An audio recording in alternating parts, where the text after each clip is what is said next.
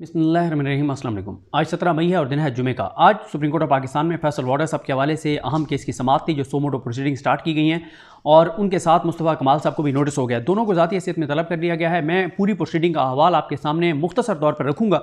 42 minute की ये समाअत थी। चीफ जस्टिस पाकिस्तान जस्टिस काजी फाइज ईसा साहब इस बेंच की सरबराही कर रहे हैं। उनके साथ जस्टिस नईम अख्तर अफगान साहब हैं और जस्टिस इरफान सादत खान साहब हैं। प्रोसीडिंग क्या हुई और मामला किस तरफ जाते हुए नजर आ रहे हैं वो सारी चीज़ें मैं आपके सामने रखूँगा।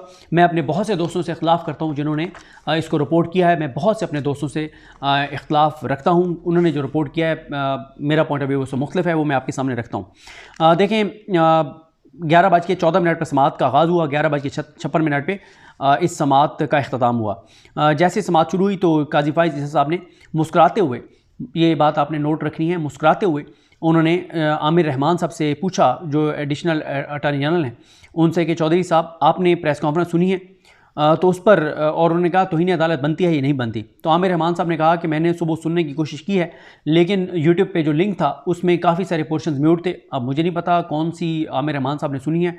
यूट्यूब पे कम अज़ कम कोई 30-35 अकाउंट्स के ऊपर फैसल वाडा साहब की तकरीर पड़ी हुई, प्रेस कॉन्फ्रेंस पड़ी हुई है। मैंने भी जो है वो बहुत से मैं ढूंढ रहा था कि मुकम्मल कहाँ से मिलेगी, तो मैंने जिसको सुना कहीं पे भी उनकी आवाज़ म्यूट नहीं थी, लेकिन शायद आमिर रहमान साहब के सामने वो लिंक चला गया जहाँ पे बकौल उनके म्यूट थी। मेरे सामने कोई ऐसा लिंक नहीं आया वैसे। उसके बाद काजी फाइज साहब ने कहा कि देखें 2-3 चीज़ें हैं। एक तो यह है कि ज़ेर इल्तवा केस पर असरअंदाज होना भी तौहीन अदालत है, उसकी इजाज़त नहीं है और तबसरा उस पर किया जा सकता है लेकिन फ़ैसला आप नहीं कर सकते। आइन के आर्टिकल 204 को पढ़ने की उन्होंने हिदायत की। काजी फाइज साहब ने यहाँ पर यह कहा कि मेरे ख़िलाफ़ इससे ज़्यादा सख्त बातें की गई लेकिन मैंने नज़रअंदाज किया। हालांकि काजी साहब के ऊपर जो तनकीद थी वो कहते हैं फ़ैसले पे तनकीद हो सकती है, हमने फ़ैसले पे तनकीद की तो हमें FIE के नोटिस आए थे और अभी तक बहरहाल वो नोटिस ख़त्म नहीं हुए, तो वो नोटिस बरकरार हैं। हमें FIE ने नोटिस भेजे थे कि आपने काजी फाइज साहब पे तनकीद की है। तो काजी साहब कहते हैं कि मेरे ख़िलाफ़ इससे ज़्यादा बातें की गई लेकिन मैंने नज़रअंदाज किया। जो तहम्मुल का मैंने मुज़ाहरा किया, हमने जो तहम्मुल का मुज़ाहरा किया उसका नुकसान हुआ। इदारों को अंडरमाइन करना ख़तरनाक है। ये मेरा नहीं लोगों का इदारा है। अदालतों से गलतियाँ भी हुई हैं, हम उनका एतराफ़ करते हैं। जिन जजेज़ ने मार्शल लॉ की तौसीक़ की उनका नाम लें। अगर एक रुकने असम्बली बुरा है तो हम पूरे पार्लियामान को बुरा नहीं कह सकते। सहाफ़ी अच्छे भी हैं बुरे भी हैं। हम ये नहीं कह सकते कि सुप्रीम कोर्ट बार में सारे 2 नंबर लोग हैं। तो एक फ़र्द अगर गलत है तो उसकी बुनियाद पर पूरे इदारे को अंडरमाइन नहीं करना चाहिए। उन्होंने कहा कि अदलिया में मैं 500 गलतियाँ निकाल सकता हूँ जो कोई और नहीं निकाल सकता। और उन्होंने कहा कि मेरे से पहले जो चीफ जस्टिस गुजरे हैं या जो जजेस गुजरे हैं उनकी गलत कारियों का ज़िम्मेदार मैं नहीं हूँ और मैं उनका बैगेज नहीं उठा सकता। हमें पता है कि हमारा नंबर 137 है, हम इसको इम्प्रूव करने की कोशिश कर रहे हैं क्योंकि वाडा साहब ने कहा था आप 141वें नंबर पर हैं, जो आप छक्के चौके मार रहे हैं तो आपका नंबर 300 से आगे चला जाएगा। उन्होंने कहा कि हम वो क्या सब अपनी बात करते हैं, मुसलसल अपनी बात करते हैं। वो कहते हैं कि मतलब मेरे दौर में शफाफियत लाने की बहुत कोशिशें की गई। प्रैक्टिस एंड प्रोसीजर आया जो नून लीग लाई थी, उस वक्त नून लीग की बदनीयती पे मबनी लाई थी और इसका मकसद उमरता बंदियाल साहब को कमज़ोर करना था। और उसके बाद कैसे कहते हैं कि हमने अपने इख्तियारात को रेगुलेट किया। जो फैसला है वो पब्लिक डॉक्यूमेंट होता है, उस पर बात हो सकती है। मुआशरे में सबसे कमज़ोर आदमी वो होता है जो बंदूक उठाता है क्योंकि उसके पास दलील नहीं होती। उसके बाद जो उससे भी कमज़ोर आदमी होता है वो गाली देने वाला होता है क्योंकि उसके पास दलील नहीं होती। जिसके पास दलाइल हों उसको ड्रामे करने की कोई ज़रूरत नहीं होती। एक कमिश्नर ने मुझ पर इल्ज़ामात लगाए, मीडिया ने वो इल्ज़ामात दिखाए, रेटिंग ली और मुझे तो ये भी नहीं पता कि कैसे कोई चीफ जस्टिस जो है वो रिगिंग कर सकता है। तो इस पर एक ऐसा पे जो PTI इल्ज़ाम लगाती है वो कहते हैं कि उन्होंने हमें लेवल प्लेइंग फील्ड नहीं दी, बल्ले का निशान छीना, हमारी वो सलमान कनाज साहब वाली पटिशन नहीं लगाई। फिर इन्होंने ROs जो हैं ब्यूरोक्रेसी से वो बहाल किए और इन्होंने इलेक्शन कमीशन की तमाम गलत कारियों को डिफेंड किया और उनके साथ खड़े हुए। तो तहरीक इंसाफ कहती है कि इस तरह से काजी साहब जो हैं वो असरअंदाज हुए इलेक्शन के ऊपर।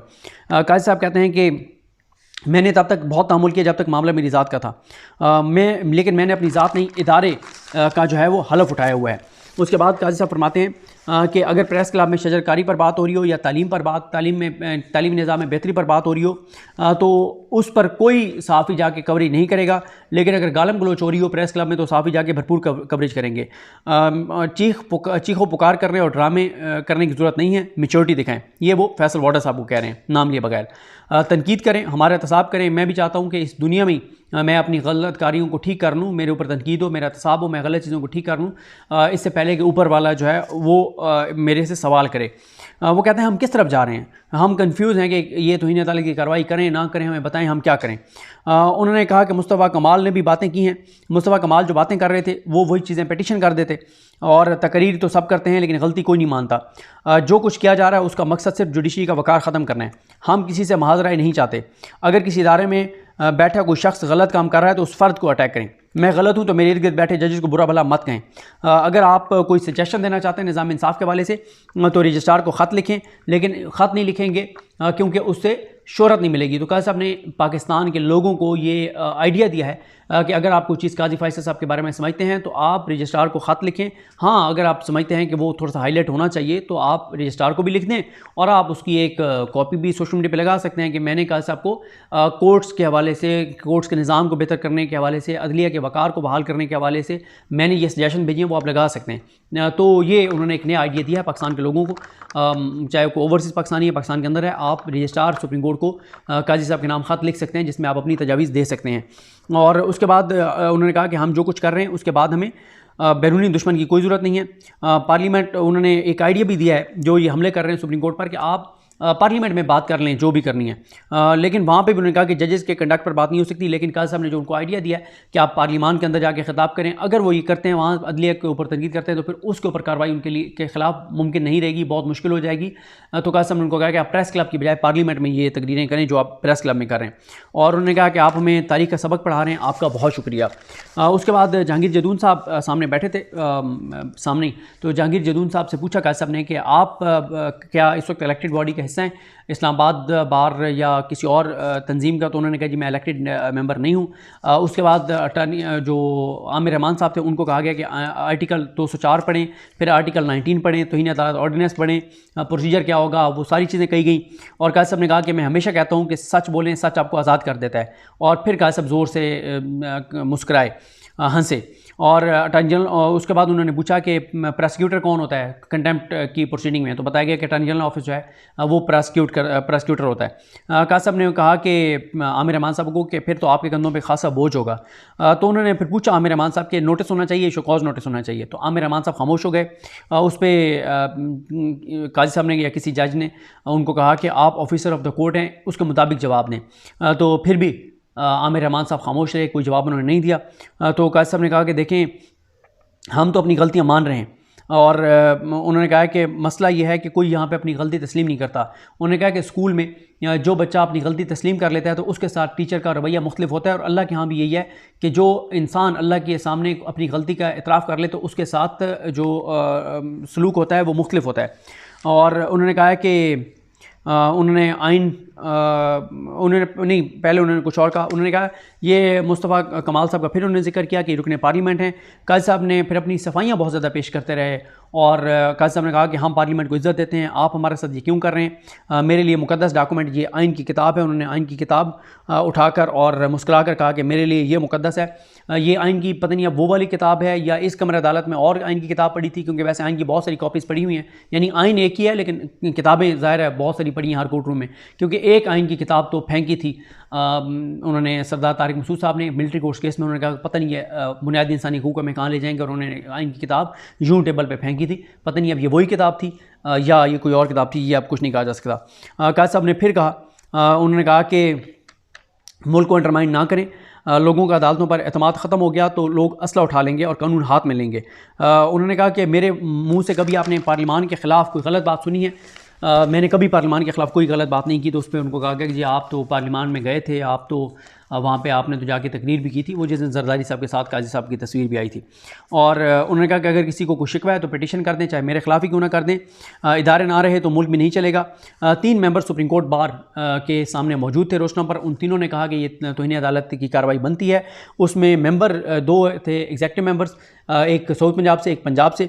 उनमें एक थे आसिम अली बुखारी साहब, एक थे चौधरी मोहम्मद यूनुस साहब, और फिनांस सेक्रेटरी जो है रफ़ाकत इस्लाम अवान साहब। ये तीनों मौजूद थे और तीनों ने बारी बारी कहा कि जी बिल्कुल तौहीन अदालत की कार्रवाई बनती है, उन्होंने तौहीन अदालत की है। और फिर उसके बाद काजी साहब ने कहा कि फिर उन्होंने कहा कि पुरानी चीज़ें मुझ पर ना डालें, एक बात करते हुए फिर वो उस पर मुस्कुराए।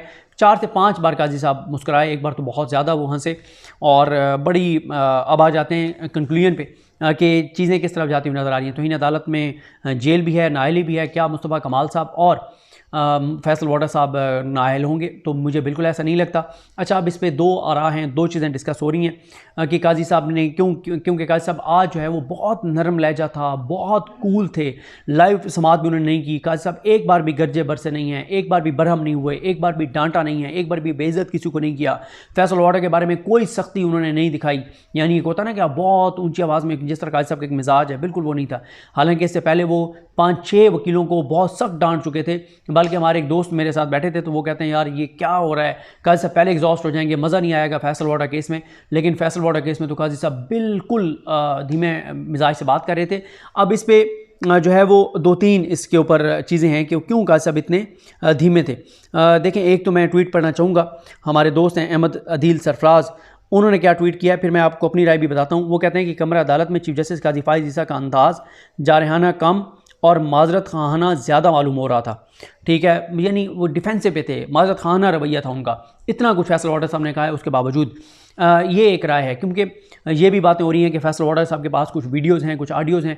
अगर फैसल वाडा साहब के ख़िलाफ़ कोई कार्रवाई करने गई अदालत तो फैसल वाडा साहब वो ऑडियोज़ और वीडियोज़ जारी कर देंगे और फिर मामला बहुत ज़्यादा ख़राब हो जाएंगे। अब एक राय ये है कि फैसल वाडा साहब बहुत ताकतवर शख्सियत हैं और किसी अदालत की ज़रूरत नहीं है कि वो अदालत उनके ख़िलाफ़ कार्रवाई करे, एक ये राय है। और दूसरी ज़ाहिर है एक राय ये है कि काजी साहब ने नून लीग के किसी जो नून लीग वालों ने बहुत प्रेस कॉन्फ्रेंसेस किए, उनके खिलाफ काजी साहब ने कोई प्रोसीडिंग नहीं की, किसी को नोटिस नहीं किया। तो इसलिए किया जा रहा है कि काजी साहब नहीं चाहते नून लीग और इन सारे मामलात पर। एक इल्ज़ाम ये भी लग रहा है कि इसलिए फैसल वाडा और मुस्तफ़ा कमाल के खिलाफ नोटिस ले लिया गया सुप्रीम कोर्ट की जानिब से कि अगर सुप्रीम कोर्ट ये ना करती तो हाई कोर्ट ये मामला टेकअप करने जा रही थी और हाई कोर्ट टेकअप कर लेती। मोहसिन अख्तर कैनी साहब, तारिक महमूद जहांगीरी साहब और एजाज इसाक खान साहब का जो बेंच है वो इतने अपराइट जजेस का बेंच है कि उसमें फैसल वाडा 1000% ये कन्फर्म था कि 1 माह के अंदर अंदर डिस्क्वालीफाई हो जाते और उनको जेल भेज दिया जाता। तो इसलिए फिर ये किया गया है कि सुप्रीम कोर्ट ही नोटिस ले ले और ये एक इल्ज़ाम है कि इस तरह से इनको बचा लिया गया है। लेकिन मेरा पॉइंट ऑफ व्यू मैं आपके सामने रख देता हूँ। मुझे अगर आप अच्छा गुमान रखें तो अच्छा गुमान यह है कि शायद काजी साहब को भी नज़र आ रहा है कि चीज़ें बहुत ज़्यादा तसादुम की तरफ बढ़ रही हैं अदलिया और हुकूमत के दरमियान, इदारों के दरमियान। तो शायद काजी साहब ने आज बड़े लाइट अंदाज में, बड़ी मुस्कुरा कर, हंस कर, बड़े धीमे मिजाज में, बग़ैर गुस्सा किए, बग़ैर डांटे इसलिए ये हेयरिंग की है कि वो चाहते हैं कि एक मौका दें वो हुकूमत को, इदारों को, कि वो इस तरह से प्रॉक्सी के ज़रिए काम ना करें और चीज़ें अदलिया और हुकूमत और इदारों के दरमियान बेहतर हों, टेम्परेचर नीचे आए, बजाय इसके कि तसादुम हो जाए और चीज़ें बहुत ख़राबी की तरफ चली जाएँ। तो मेरा पॉइंट ऑफ व्यू अगर मैं अच्छा गुमान रखूँ तो ये है। बाकी मैंने आपके सामने सिनेरियोज रखनी है जिसमें यही है कि वाडा साहब बहुत ताकतवर शख्सियत हैं, किसी की ज़रूरत नहीं है कोई उनको कुछ कह सके। किसी जज ने उनके खिलाफ कुछ करने की कोशिश की तो उनके पास हर जज की ऑडियोज़, वीडियोज़, इस तरह की चीज़ें हैं, फाइलें हैं। ये उनके बारे में एक उनको हवा बनाया गया है। फैसल वाडा साहब के बारे में एक मैंने आपको बता दिया कि ये इल्ज़ाम है कि काजी साहब ने इस मामले को अपने पास लेके और हाई कोर्ट को वो कर दिया कि आप हाई कोर्ट इस मामले को नहीं ले सकती और ये सारी चीज़ें। लेकिन मैंने आपको अपना पॉइंट ऑफ व्यू बता दिया कि मेरा पॉइंट ऑफ व्यू क्या है। अब एक तो ये है कि आज अटॉर्नी जनरल साहब भी नहीं है और अटॉर्नी जनरल साहब ने हालांकि कल कहा था कि तौहीन आमेज़ थी गुफ्तगू, लेकिन आज अटॉर्नी जनरल साहब खुद पेश ही नहीं हुए, मंसूर उस्मान अवान साहब। और काजी साहब ने एक बार भी नहीं कहा कि मंसूर उस्मान अवान साहब क्यों पेश नहीं हुए। पैमरा से काजी साहब ने स्क्रिप्ट तो मांगे हैं, लेकिन पैमरा से ये जवाब काजी साहब ने बिल्कुल नहीं मांगा कि पैमरा का कोड ऑफ कंडक्ट इजाज़त ही नहीं देता कि जुडिशरी के खिलाफ इतनी प्रेस कॉन्फ्रेंस लाइव चल जाएँ। काजी साहब ने ना तो पैमरा से इसका जवाब मांगा है, ना सलीम बेग से इसका जवाब मांगा है, ना काजी फाइज ईसा साहब ने कोई पाबंदी लगाई है कि अब फैसल वाडा साहब की कोई इस तरह की गुफ्तगू या किसी की भी इस तरह की गुफ्तगू ऑन एयर नहीं जाएगी। इस तरह की कोई उन्होंने पाबंदी नहीं लगाई। अब 5 जून तक समात मुलतवी हो गई है। 5 जून को इन्होंने ज़ाती हैसियत में पेश होना है, मुस्तफ़ा कमाल साहब ने और फैसल वाडा साहब ने। अगर इन दोनों का मामला टेकअप होता मोहसिन अख्तर कैनी साहब के पास, जो बाबर सत्तार साहब वाला मामला सुन रहे हैं, अगर उनके पास टेकअप होता तो फिर तो आप जो इस वक्त पाकिस्तान का आइन कानून है और जो होना चाहिए, जो जजेस का हलफ जो कहता है उसके मुताबिक तो 1000% आप यकीन से कह सकते थे कि ये डिस्क्वालीफाई भी होते, दोनों जेल भी जाते।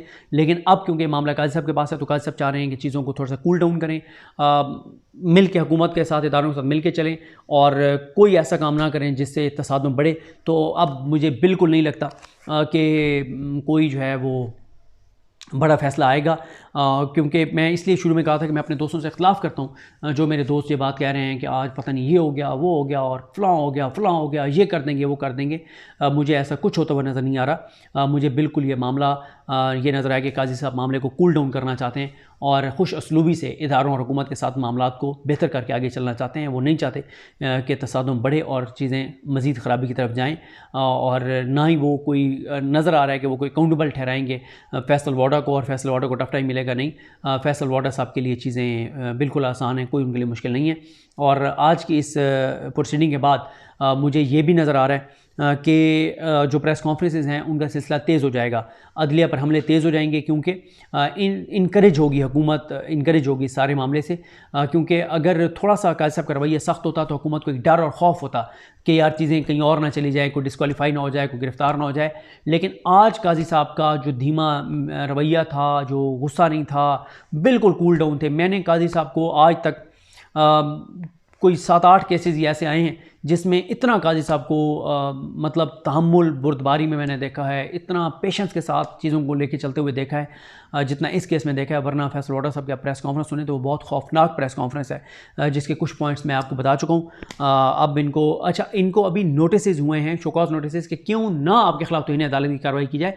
ऐसा नहीं है कि इनके खिलाफ तौहीन अदालत की कार्रवाई शुरू हो गई है, सिर्फ शोकॉज नोटिस हुआ है कि क्यों ना आपके खिलाफ तौहीन अदालत की कार्रवाई की जाए। अभी तक इतना हुआ है। मुझे अपनी दुआ में याद रखें। अल्लाह करीम आप सबका हामी नासर हो। अल्लाह हाफ़िज़।